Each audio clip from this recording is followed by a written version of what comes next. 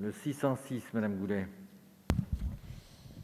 Alors, je pense que je ne vous surprendrai pas en présentant à nouveau cet amendement. La place du préfet est toujours implicite lorsqu'on évoque la question de la protection de l'enfance.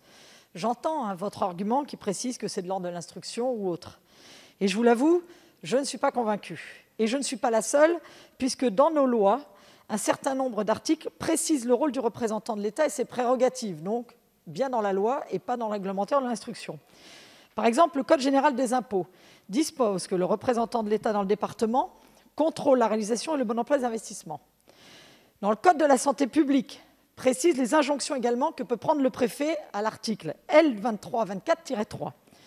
Même dans le cadre du Code de la Légion d'honneur, on prévoit que le représentant de l'État dans les départements et les collectivités peuvent procéder aux réceptions dans le grade de chevalier des Français résidant dans leur département. Nos lois regorgent d'informations, de transmissions et d'avis au préfet. Il n'est pas inconcevable, monsieur le ministre, mes chers collègues, de consacrer le préfet comme coordinateur des politiques de protection de l'enfance.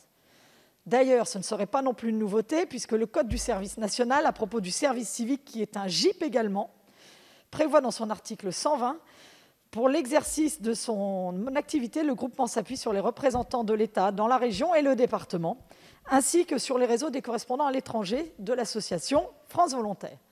Dès lors, je ne vois pas pour quelle raison objective on ne pourrait pas consacrer le rôle du préfet en matière de coordination de protection de l'enfance, comme c'est fait dans tous les codes que je viens de vous citer, et c'est une proposition partagée et relevée dès 2019 dans la mission d'information.